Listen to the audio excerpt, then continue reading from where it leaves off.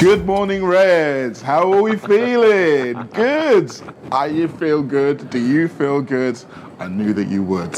After what a monumental performance it took to get Liverpool into the semi-finals of the Champions League. They didn't make it easy for you. We knew that they wouldn't, but we got there. And whether you were watching it at home, watching it with friends, or whether you were like this guy and lucky enough to sit and watch it in their own backyard, it was such a fantastic feeling to see our guys perform the way that they did. Neil, have you come down from the ceiling yet? I just want to know what shirt you'd have worn if we hadn't have gone through. This is Mo's shirt of victory. He's had it ironed for days. Looking at it, it's absolutely marvellous. It's a magnificent thing. It's a shirt that screams European Cup semi-finals. It was the business. It was the absolute business. Every aspect of it. I mean, to do the day. I had a great day in Manchester. Really enjoyed myself. Had a nice few drinks there, and then obviously getting into the ground and just. Firstly, being nonplussed by them, and I think that's a massive part of this. Is that ground wasn't even particularly full 10 minutes before kick-off, and then there was all this. I seem to remember them saying that they were going to give us some kind of a bear pit. I think. A bear pit was bandied around. Maybe, it was jelly baby pit, maybe. At best, but they do get the early goal, and that rouses them as it would rouse any crowd, and they go from there. And let's be honest, let's really get it spot on. They played some great stuff for 35 minutes. 35 minutes, I think they were at. But from 1 to 35, I thought they were just the speed they moved the ball at, the shape, the way they smother you, the way they just make it impossible for you to play. I think one of the things that's underrated with Guardiola, we talk about the way our manager has us counter-pressing and all of that. One of the things underrated from Guardiola is the way in which he makes it so hard for your team to play football. To even breathe, because the amount of times that we would thwart one of their attacks and the ball would be back with them before we've even had a chance to look up and set any kind of attack in motion. And being able to weather that storm, that's what's making me feel good today. I mean, it was absolutely awful to watch that point. If there are any Reds out there who are trying to quit smoking, I apologise for that first 45 minutes, because you are well and truly off the wagon. But the fact that we were able to handle them at their sharpest, at their best, and I mean, they still didn't really rain down a lot of shots on our goal. You see, I think we think that about us sometimes. I think there's games we played this season against poorer sides where we've been really on top, and then you look at it after the fact and you think, hang on, we only had 6 shots and only 3 of them were on target. And what you're doing is you're just putting them under so much pressure that when you finally will get a chance, it'll be an easy chance. Yes. They didn't get the easy chance. No. That was the resilience Liverpool showed. Well, they did it at the beginning. We kind of did it arse backwards. Yeah, that's the one. That's the chance they're looking to create, and they don't get another chance to do that right the way through. So Silva does hit the post, and it's a great effort, but it's a 20-yard effort is the point. And even the one that's disallowed, it's a bit of a scramble. But that was between 35 and 45. And looking back at the game and breaking it down for the review show that I'm doing at the minute, what's really interesting is it's very Guardiola until 35, and then they start to panic and they start to force it. But that actually does get them closer to our goal. That does get them a little bit more likely to score. So it's this. He wants them to be so controlled. They might have been a bit better, being a little bit more chaotic almost, and then they might have got something because the way we set up, we dealt with that control. But he doesn't trust chaos, though. This is the Guardiola's main problem, if you can really call it a problem, with the way he likes to play football, is that when it gets into those chaos positions, he doesn't know. It's not so much he doesn't know what to do. He doesn't know how to get the best out of it. Yeah. So he just says, right, well, we'll just avoid chaos. Whereas I think Jurgen, he embraces it. He knows that up to a certain point, footballers are footballers. There's things you can't control. You need to have a plan when that happens. It's like the classic line says, everyone's got a plan until you get punched in the face. Yeah. Well, our plan starts with being punched in the face. Certainly did last night. Yeah. I mean, in fact, speaking of which, the feeling that I got when that goal went in. Do you remember the movie Snatch?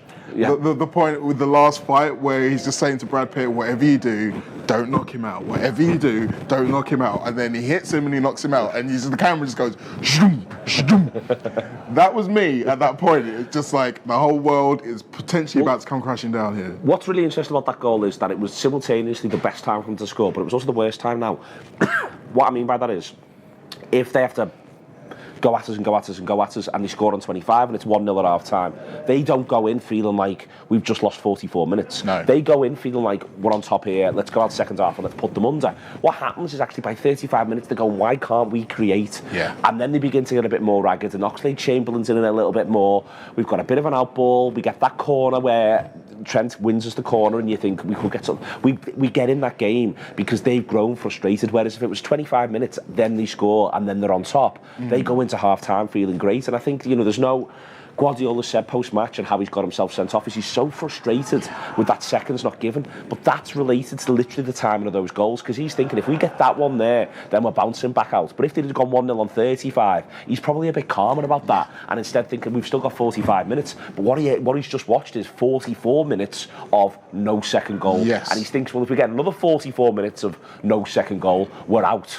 And that's what's in his head. Very much so. And I think the key point to look at is the reactions to both teams to conceding, not necessarily about how they go about trying to score a goal. I think for me, yesterday morning when I was trying to keep calm, that was what I was holding on to. This Manchester City team reacts badly to conceding a goal. They concede goals in clumps, 3 in a short time against us, 3 in a short time against Manchester United, 3 in a short time against us back in January. So it's how they react to getting punched in the face that I was really interested in. And if you look at the timing of our goal was perfect, by the way. 10 minutes after the second half, so just enough time to stop them start getting their head up and steaming them up again.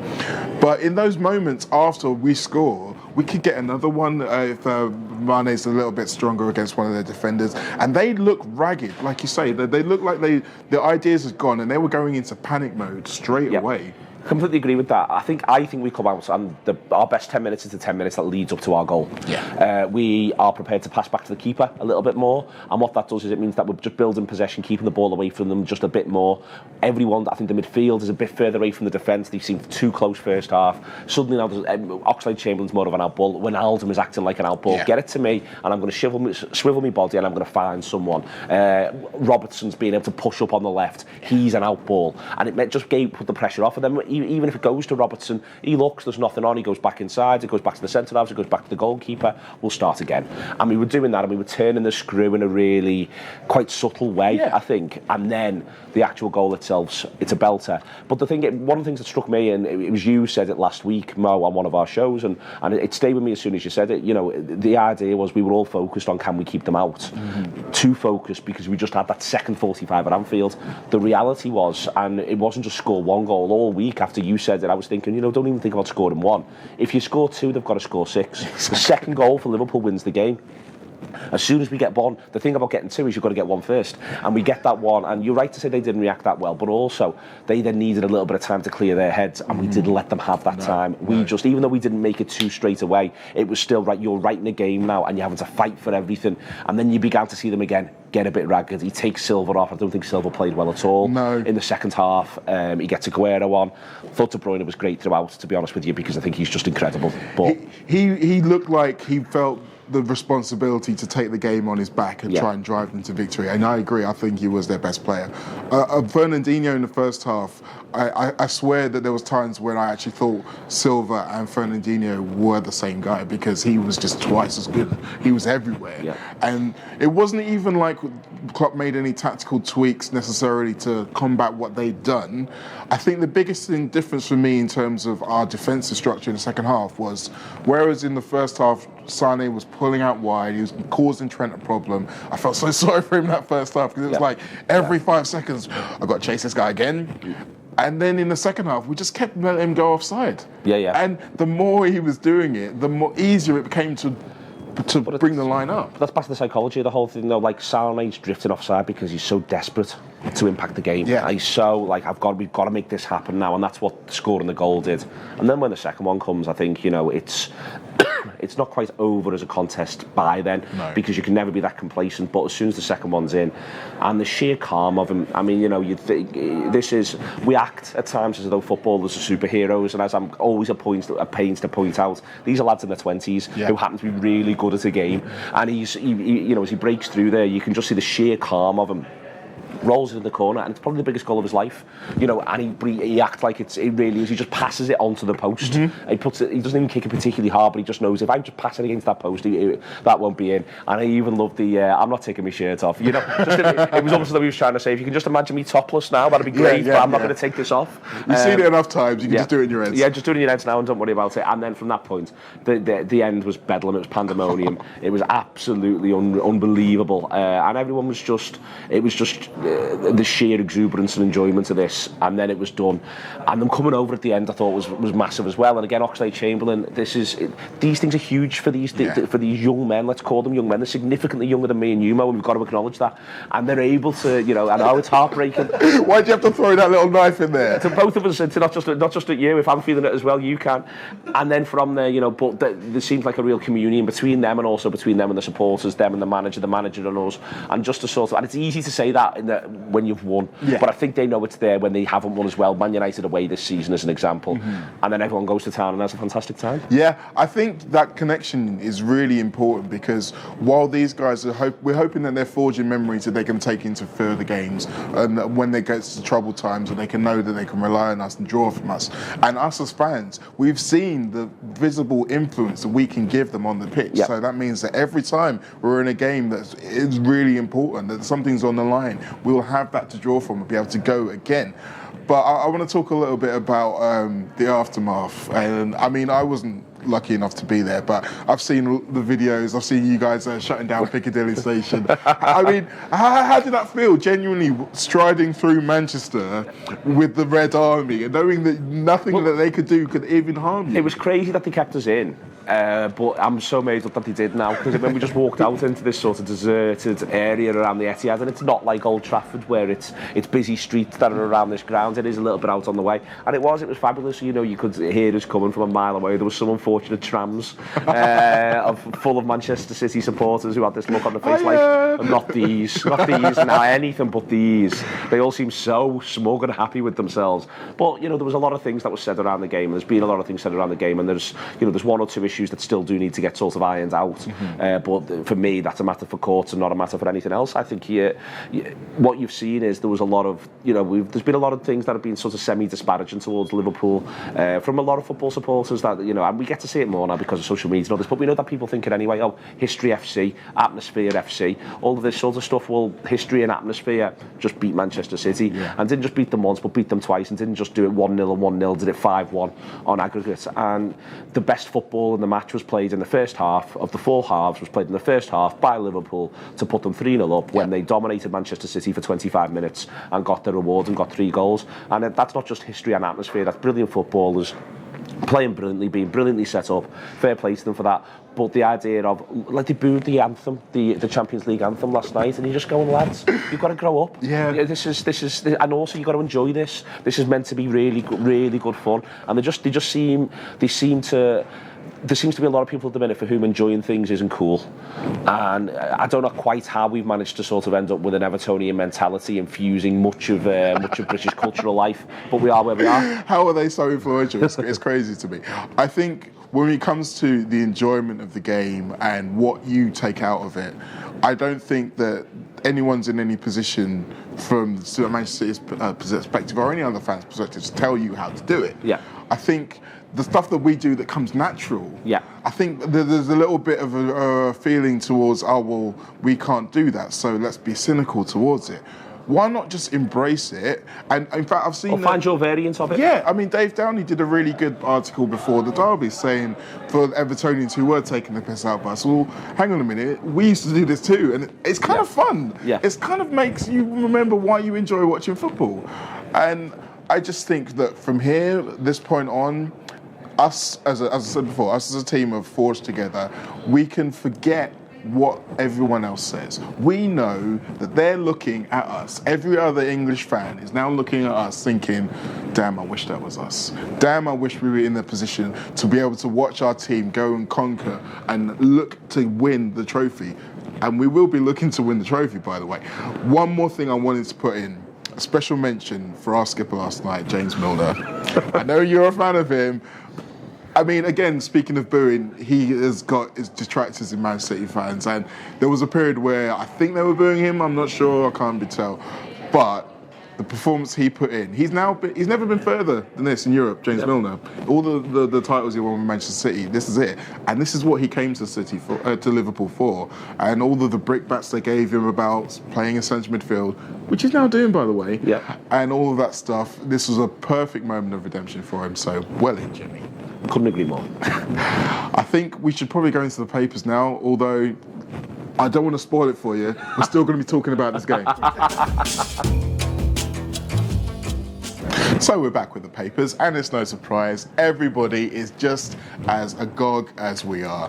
Salah the Saviour, I love this picture. I love the picture. I just love the way in which he did it as well. It really was like, we all getting on that then, lads. And I can't, like, we get to see that angle, we get to see this bit, which is him looking that way. I want to know what he's looking at and what he's like when he's seeing this throng of humanity going berserk in front of him, thinking, I did that. He's right, the lads. He just seemed to love it, and they all seem to love it as well. There's that other one as well in the back of the mirror. It's a great picture. Mirror's pun game is strong as usual. I've used this one myself for quite a few times. One of the things I love about that picture in particular, it kind of shows the calmness of the man, because if you could think back to that goal, there's a moment where everybody is thinking, is it a penalty? Is it not a penalty? Except Mo Salah. He's the only guy in the box who's even moving when the ball comes out from Edison. And he's just like, oh, ball's there, sound. I know what to do here. Boom, Dink. boom, boom. Dink. Yes, the Kenny Dink. Very important. But, I mean, as I say, journalists of all kind of taking the angle regarding Jurgen Klopp's dominance over Pep Guardiola. Personally, I'm not really that bothered about that. The only way I'm bothered about it is if Pep Guardiola is still playing for Manchester City and Liverpool and Manchester City is still playing for titles. Yeah. Because if that's the case, then we're all going to do very well. I'll take that all day. I think that's a really important point. And also, it's back to say, the lads on the pitch, the managers are so important, but the lads on the pitch have to still put it all into action. And our lads did really well. There's something else as well. There's all the ratings knocking round of the Man City players in particular. And this was pointed out after the first leg where Sané got a 3 at Anfield in the Times. And someone said to me, that's absolutely insane. It was one of the best performances I've seen. Yes. It was just that Trent Alexander-Arnold was a bit better. And the point about this is the reason why everyone's so buoyant is because they're really good. Yeah. And they played really well. And so if you're seeing a list of player ratings that are giving them 3s, 4s, 5s, 6s, I'm sorry, I'm just not having that. No. They played, first half, they played 8, 9, 10 out of 10 football, and that counts for something. And both halves count. The result doesn't dominate everything. And I think the reason why it is is because you get to watch the game and go, my God, these are so good. Yeah. These are so good, and that's why you're able to absolutely buzz off Liverpool. The reason why Trent Alexander-Arnold does brilliantly against Sané is because Sané's a 3 out of 10 player, or puts a 3 out of 10 performance in. It's because he's a 9 out of 10 player, putting an 8 out of 10 game in. It's just that Trent's 10. Yeah. And that's it. And that's the way it works. And it doesn't need to have to bring one down just to bring up the other. And quite the opposite, in fact. Yeah, it's true. It's true. It goes to show how strong his performance was. I wanted to flag this up because, well, I mean, But again, it goes to show that it wasn't just us fans who were having their best time. It was some of the journalists who get to write and get to follow this team. They're having a great time as well. Yep. I don't know any of you who saw the reaction of the Roma journalists. We haven't even talked about that yet. Mad. Oh my goodness. Mad. My goodness. Can I tell you the only thing better than us going through, the little cherry on that cake? Suarez is out. Coutinho's out. Messi's out. And not only are they all out, but Roma won by the exact same score that Manchester City were trying to get. Yeah. And it also goes to show that the 0 that we got in our first leg, where they didn't score an away goal, was so crucial. Yeah. Because Barcelona scored 4, but they conceded 1, and it killed them. It did kill them, and I think, seeing having that news come through, it's a reminder again how hard this competition is. Yeah. We've sort of acted as though, well, it's going to be the big boys, and we hope that we get to be in there because we think we're one of the big boys.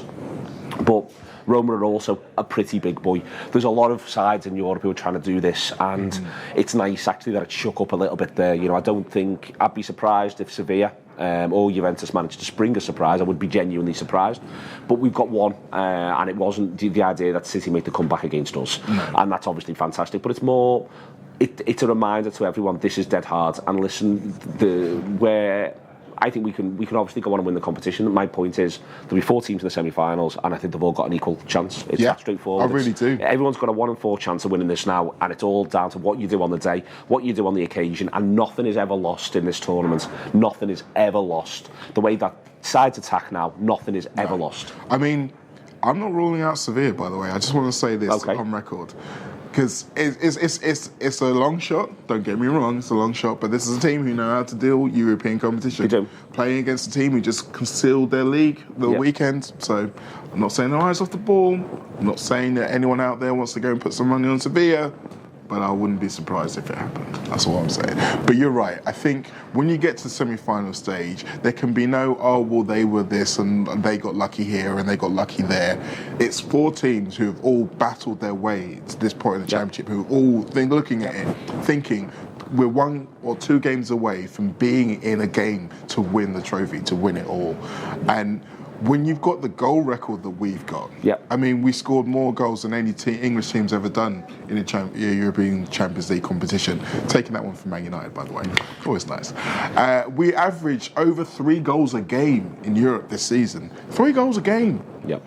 And when you have that knowledge in your back pocket, you can go out there and you can go toe-to-toe with anyone in this continent and feel like you can win the game. And I think that's what we're going to be feeling now. When's the draw? This Friday? Friday.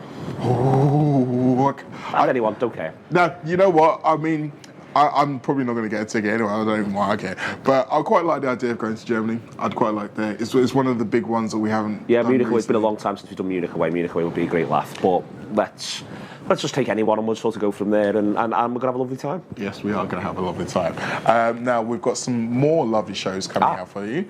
I believe the review show. I'll have to do it in a minute. That's why I'm so well informed on what time things happen during the game. And we've got wildcards coming out today, so the review will be out pretty much as soon as we get it finished. I'll get that over and it'll be up and out for you. Sort of a good 45 minutes to an hour on that game last night. That's coming, and then also a wildcard show that we recorded last week on Friday. That's coming out as well. And all the obvious stuff. We'll be doing a draw reaction show straight away on Friday as well. Everything that you need. And back to the league programme on Saturday, so we're all rattling along. The excitement is everywhere. You get to see our beautiful boys once again on Saturday. But you know what? If you get the chance, if you get a spare hour, go and rewatch the highlights, go and watch it again, enjoy it all over again, and keep doing that because we can, because we're good, because we're the Reds. See you tomorrow.